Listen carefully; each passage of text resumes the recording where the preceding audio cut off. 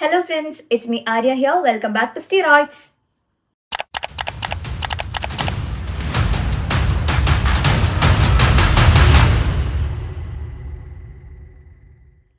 So ഇന്ന് നമ്മൾ discuss ചെയ്യാൻ പോകുന്നത് മോണോസാക്രൈഡ്സിനെ കുറിച്ചാണ്.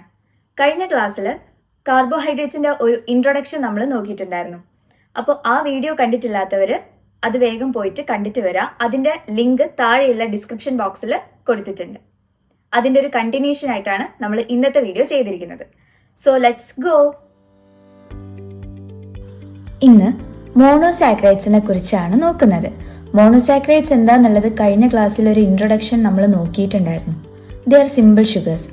ഇന്ന് അതിനെക്കുറിച്ച് കുറച്ചും കൂടെ ഡീറ്റെയിൽ ആയിട്ട് നമുക്ക് ഡിസ്കസ് ചെയ്യാം വിത്ത് സ്ട്രക്ചേഴ്സ്. ആദ്യമായിട്ട് നമുക്ക് നേച്ചറിലെ ഏറ്റവും അബണ്ടന്റ് ആയിട്ടുള്ള ഗ്ലൂക്കോസിൽ നിന്ന് തന്നെ സ്റ്റാർട്ട് ചെയ്യാം. ഗ്ലൂക്കോസിന്റെ എംപെറിക്കൽ ഫോർമുല നമുക്ക് C6H12O6 എന്ന് റെപ്രസെന്റ് ചെയ്യാം. 6 കാർബൺ ഉള്ള ഒരു ഷുഗർ ആണ്, അതായത് ഹെക്സോസ് ഷുഗർ ആണ് ഗ്ലൂക്കോസ്. ഗ്ലൂക്കോസിന്റെ സ്ട്രക്ചർ നമുക്ക് മെയിൻലി രണ്ട് രീതിയിൽ റെപ്രസെന്റ് ചെയ്യാം.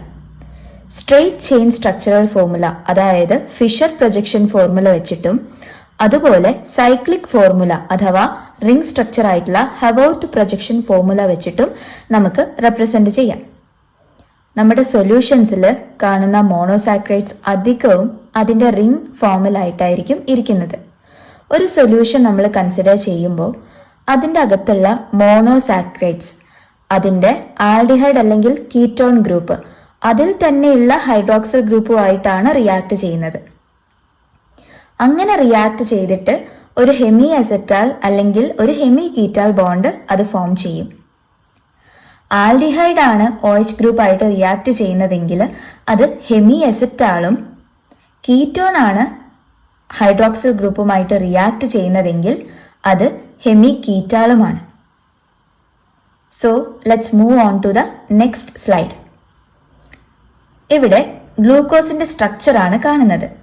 അതിന്റെ സ്ട്രെയിറ്റ് ചെയിൻ സ്ട്രക്ചർ ആണ് ഈ സൈഡിൽ കൊടുത്തിട്ടുള്ളത്. ഇവിടെ 1, 2, 3 നമ്പേഴ്സ് ഒക്കെ അതിലുള്ള കാർബണിന്റെ നമ്പറാണ്, 1 തൊട്ട് 6 വരെ.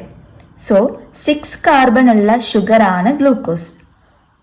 ആ കാർബൺ സ്കെലറ്റൻ ആണ് ഇത്.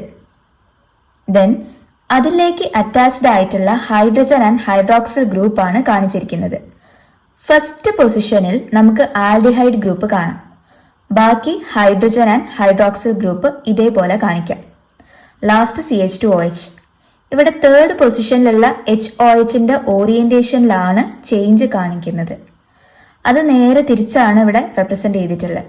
So this is the structure of glucose. D ഫോമിലാണ് ഗ്ലൂക്കോസിന്റെ ഏറ്റവും കോമൺ ആയിട്ടുള്ള ഐസോമർ ഇരിക്കുന്നത്.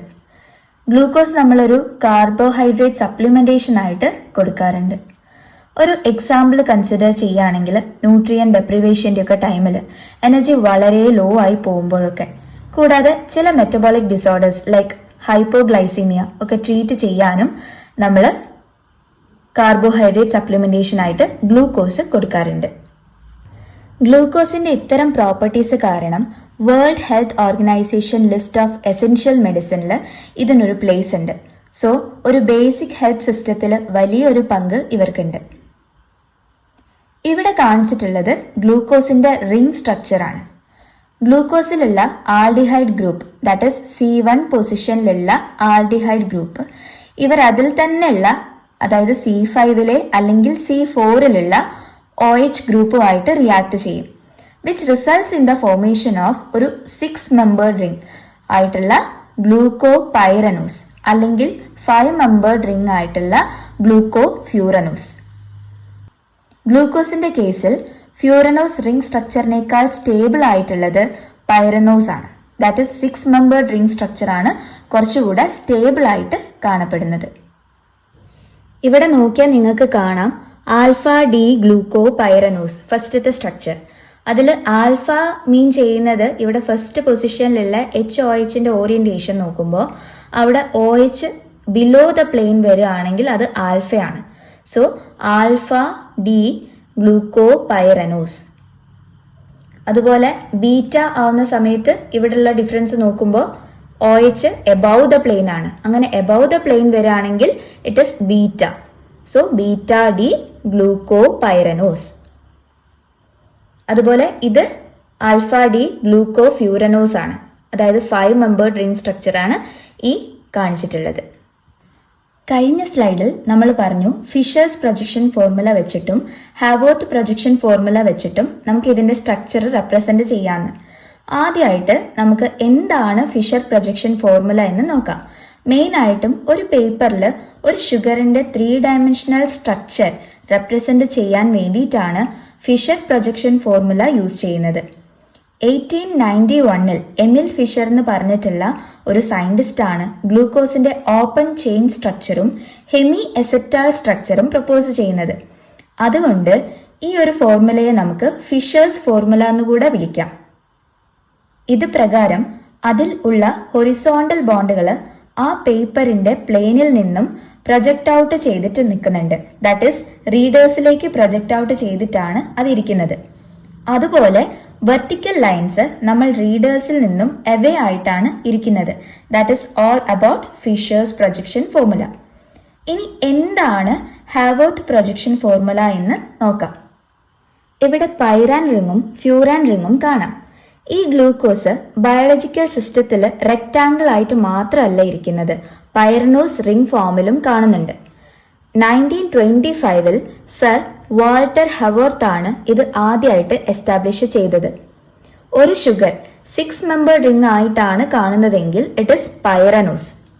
ഓസ് എന്നുള്ളത് ഇതിന്റെ ജനറിക് സഫിക്സ് ആണ്, അതായത് ഷുഗറിന്റെ ജനറിക് സഫിക്സ് ആണ് ഓസ് എന്ന് പറയുന്നത്. സിമിലർലി ഒരു ഷുഗറിൽ 5 മെമ്പേർഡ് റിംഗ് ആണെങ്കിൽ അതിനെ ഫ്യൂറനോസ് എന്നും നമുക്ക് വിളിക്കാം. നെക്സ്റ്റ് ഒരു എക്സാമ്പിളിലേക്ക് പോവുകയാണെങ്കിൽ ഇറ്റ് ഈസ് ഫ്രക്ടോസ്. ഫ്രക്ടോസിന്റെ എംപെരിക്കൽ ഫോർമുല നോക്കുകയാണെങ്കിൽ it is C6H12O6. So it is also a sugar with 6 carbon. പക്ഷെ ഇതൊരു ആൽഡോ ഷുഗർ അല്ല, ആൽഡിഹൈഡ് ഗ്രൂപ്പ് അല്ല, പകരം കീറ്റോൺ ഗ്രൂപ്പാണ് ഇരിക്കുന്നത്. 1857 വില്യം അലൻ മില്ലർ ആണ് ആദ്യമായിട്ട് ഫ്രക്ടോസ് എന്ന ടേം കോയിൻ ചെയ്യുന്നത്. It was derived from a Latin word fructus. Fructus എന്ന് പറഞ്ഞാൽ ഫ്രൂട്ട് എന്നാണ് മീൻ ചെയ്യുന്നത്.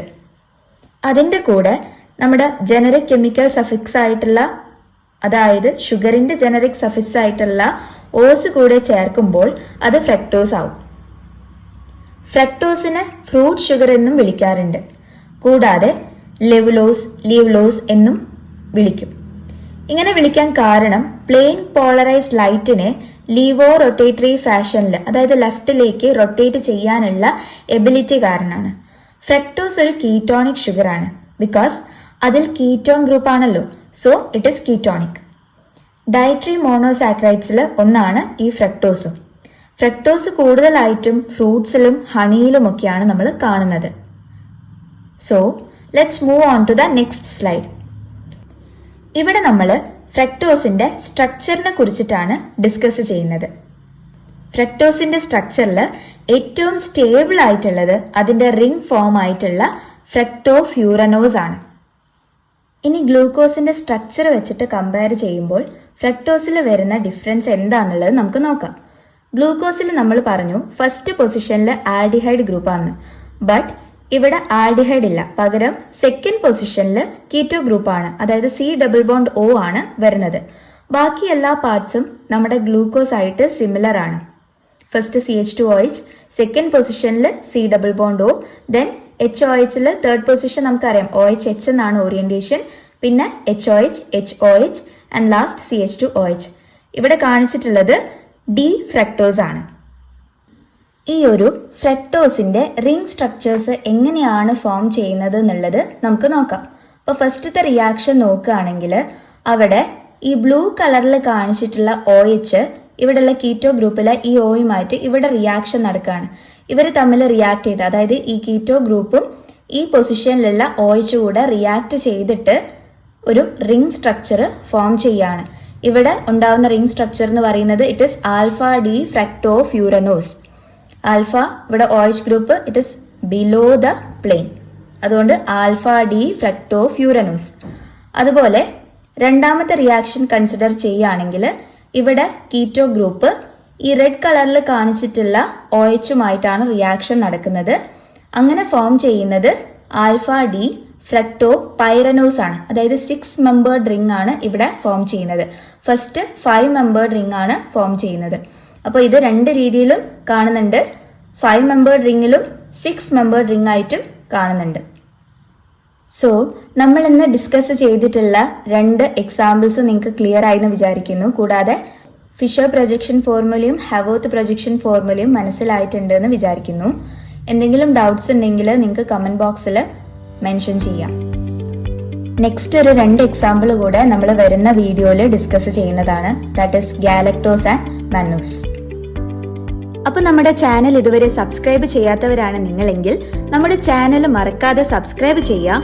ഇന്നത്തെ വീഡിയോ നിങ്ങൾക്ക് ഇഷ്ടപ്പെട്ടിട്ടുണ്ടെങ്കിൽ ലൈക്ക് ചെയ്യുക, അതുപോലെ ഒന്ന് ഷെയർ ചെയ്യുക.